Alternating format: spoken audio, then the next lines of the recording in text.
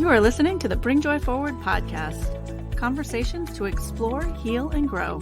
You can find us on bringjoyforward.com and join us in our community group on Facebook. We now take you to the episode. Thank you for joining us. Hi, I am Ramona Crabtree-Falkner, the owner of Authentic Life Journey, and I am joined today by Shannon Brown, Open Door Healing. Hi. Hi. We are grateful to come back together and share another perspective chat. It's kind of how I feel like our conversations are, Shannon. Like we have these perspectives on specific spiritual practices that really seem to impact our lives and support growth for our community of participants, clients, whatever it is you'd like to call yourself. Because I have all kinds. So today we wanted to talk about the art of resilience and being able to be adaptable to change.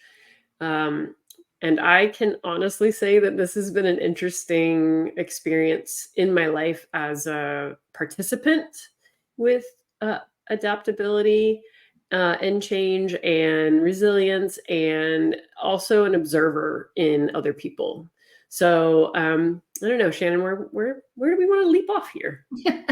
So before we started the program, I was telling you about a memory that came up as we were talking about things. And oh my gosh, 41 plus years ago when I was married, my husband and I happened to move out to LA from Texas 3 months before we were married. And then we flew back. And I was talking about the fact that, oh, I know what it was. I cut my bangs like 3 weeks ago and they still really look really bad. And I was saying I need to find an actual hairdresser instead of one of the, really cheap places where I just go, okay, I'm getting my hair cut today. And so it brought me back to this memory that when we flew out to LA, I got my hair cut. And I had gone to a specific hairdresser for several years, the one that my mom went to when I lived in Texas. And she was so excited about our wedding day because she had a specific way she was going to do my hair. And when I got back to get married, I had cut my hair and she was so upset with me. And my hair came out beautiful. I mean, it did. But at the same time, it just made me laugh. Because, she had an idea and it didn't work, but she was able to easily adapt because she was really good at what she did. Okay. Yeah. And then I also was conveying to you earlier that, my life has totally changed in the last month. I have been a full-time grandma for 4 years, and both my grandkids are now in full-time preschool. So I am trying to figure out what I'm going to do with the rest of my life. And I've been hinting to my husband that we need a smaller house. We need flatter land because I do live in the hill country where we have a lot of hills. And I do have animals that I have to go up and down the hills to feed. And we both are experiencing old age bodies and some parts of our bodies. And I'm ready for a smaller house. And he was like, but this is the house you loved, which it was. And for 4 years, it was exactly what I needed for the grandkids. Great house for the grandkids to grow up in. But it's not anymore. It's too big. It's too big. It's too hilly. There's just, and I honestly feel like the house is like, okay, it's a family house, and we certainly don't have the big family gatherings as we used to as people fall away from our lives and so on. And he's very resistant to change. He's not real good about adapting, but again, I mean, with him being married, we've moved at least 15 times because of his job. And before that, my dad was in the Navy, military. We moved constantly. So I'm like every 2 or 3 years ready to do something different. I'm ready for change. I kind of get tired of the same thing, right? And he's very much like my daughter. They're very homebody. They're like, they don't like change and they resist it. Like pulling teeth. And so I'm trying to come at it as a gentle way, just little hints. This is what we should be looking at. We don't have to change right now. I mean, it doesn't have to happen. But at the same time, things have to change. So that's where I'm coming from right now. Well, and I, when we relate that back to being resilient, that is being able to really take what's coming in the moment and allow ourselves to adapt and change. And that practice is by us actively saying, okay, I accept wherever it is that I'm supposed to be is where I'm going to be. So I would love to share my story that I love to share about, because it was quite entertaining for me in the midst of it.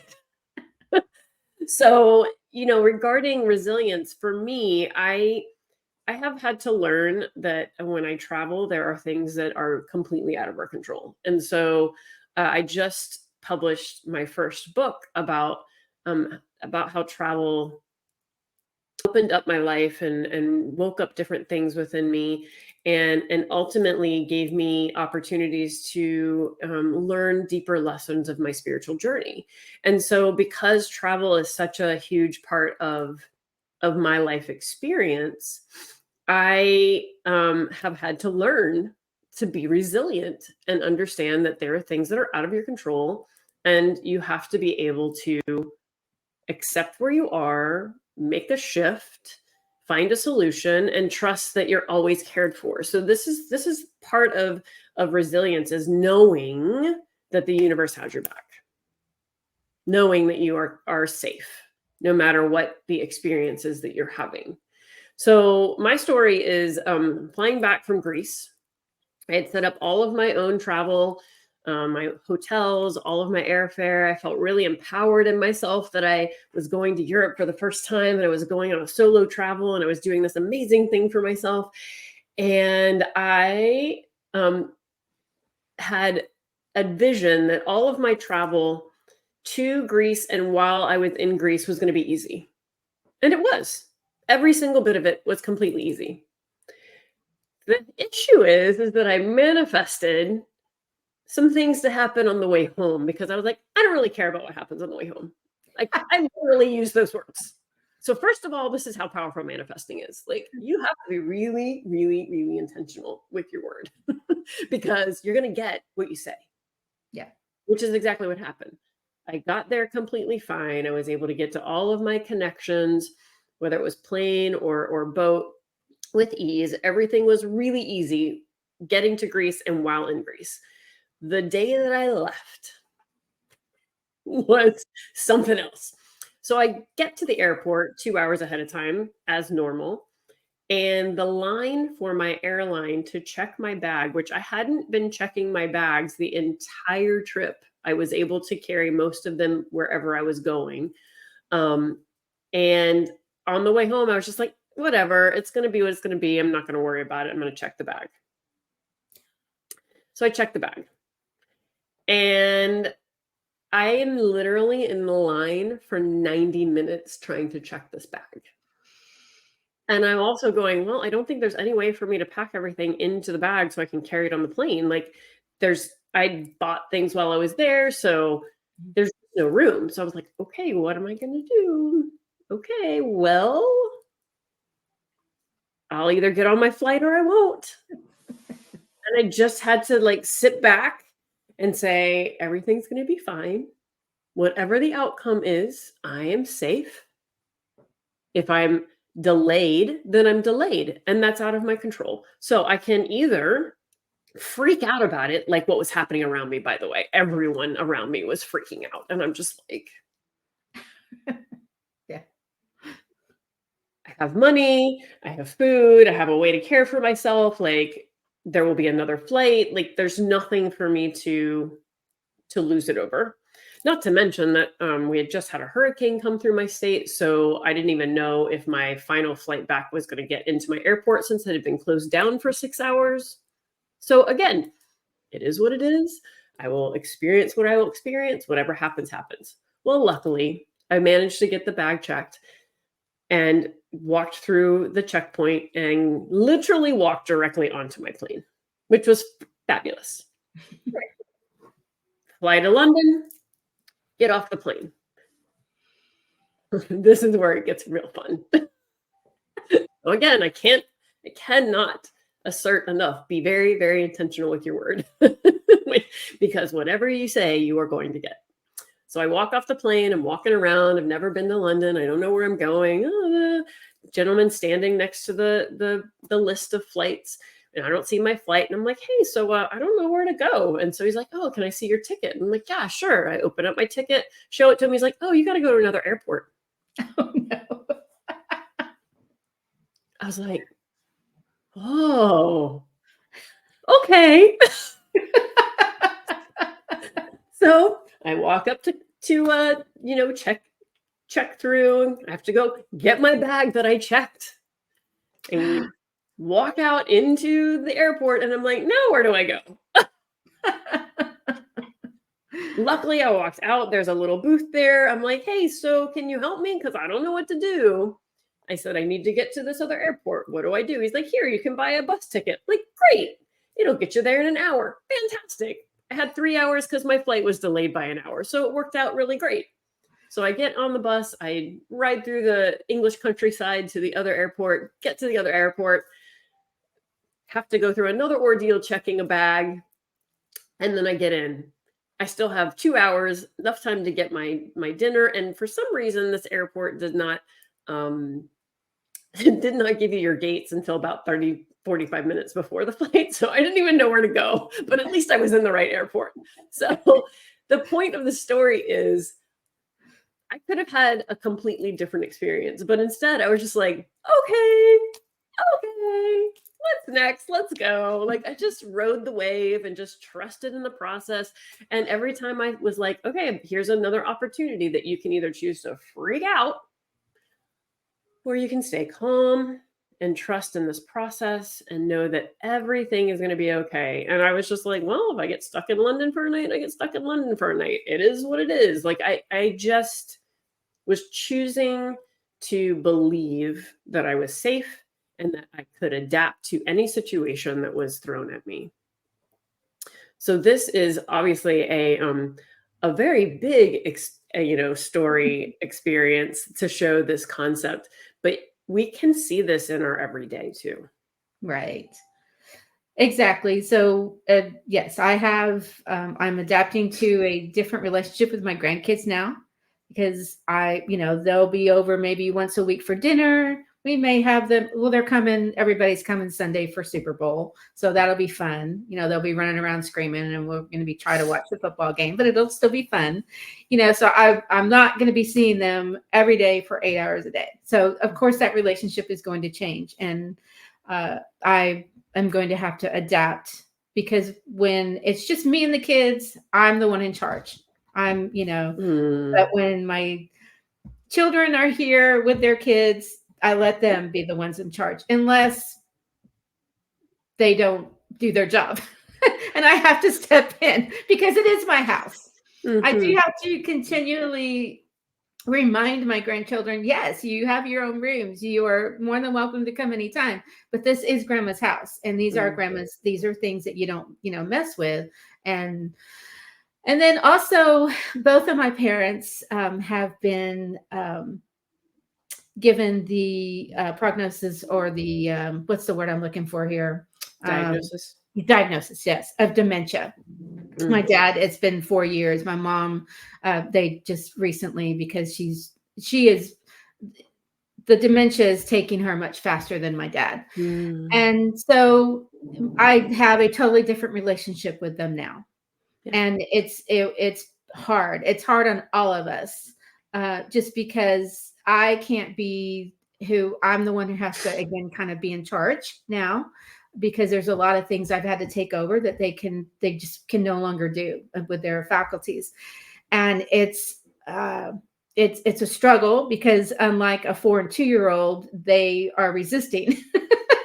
I can't just go put them in their room and say, okay, well, when you're ready to do what Grandma asked you to do, you can come out. Mm-hmm.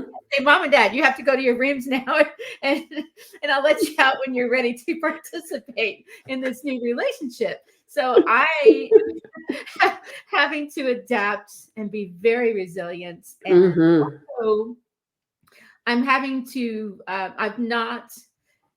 the boundaries have not been a real big part of my life. And in the last 6 years, it's really come up. Mm-hmm. Notice. And I have had to set some boundaries just because for a while I was the only one making the adaptations. Mm. It finally came to a head was like, if you're not going to meet me halfway, then yes, our relationship has to change. So, and it's okay. I mean, I'm resilient about it. I'm like, it's okay. This is how it is. It's not good or bad. It's just what it is now. And I will have to continue to change because I've never been through this before.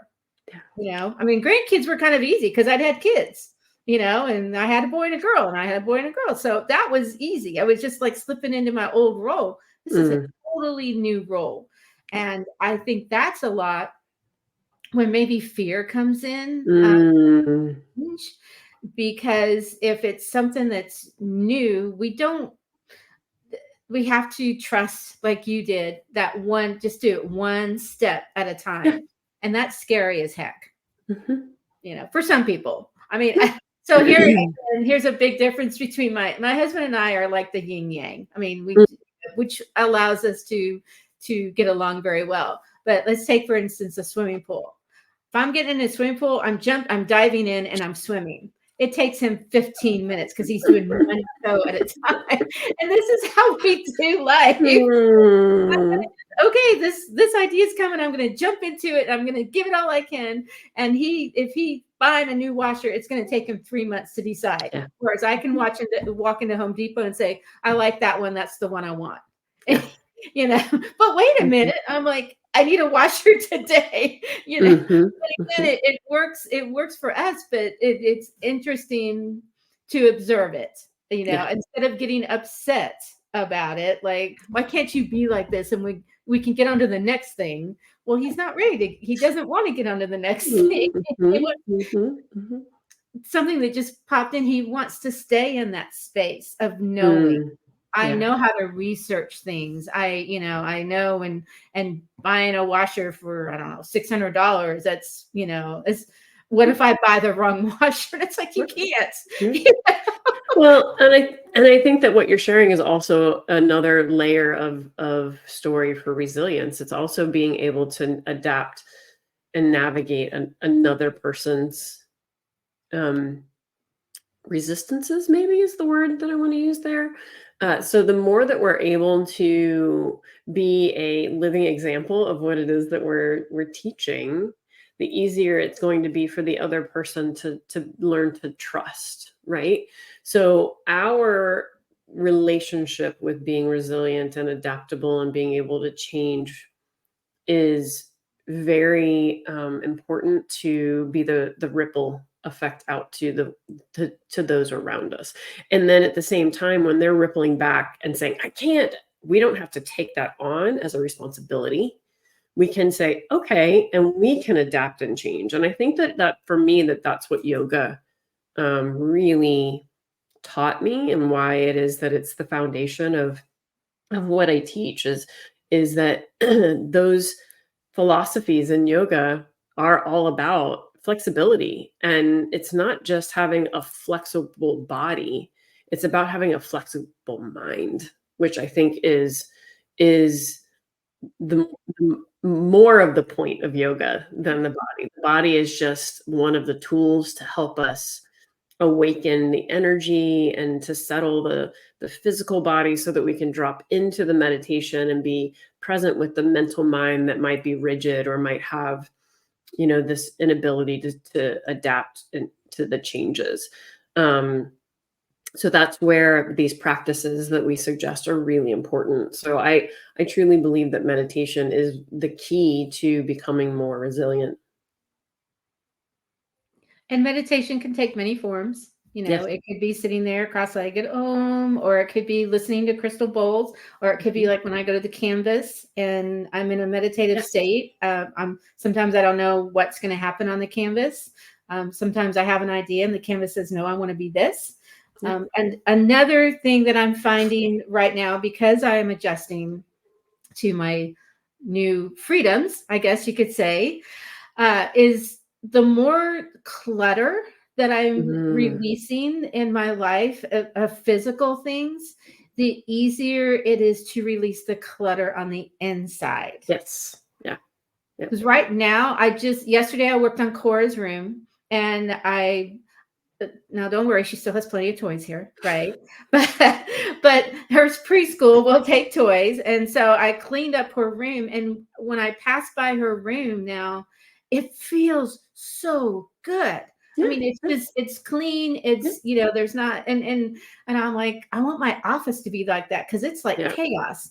But again, I could probably clean this office, and I do this at least once or twice a year. I take everything out, and then I say, okay, what do I need? And then it slowly gets back in, because I also like to have things like right in my hands.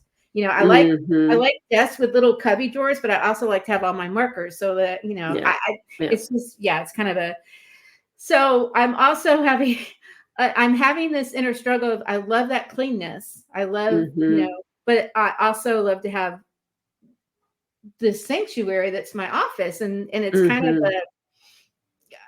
I don't know. I'm trying to, I'm trying to figure it out, I guess. Yep. So we got to lean back and let it come to us, right? That's right.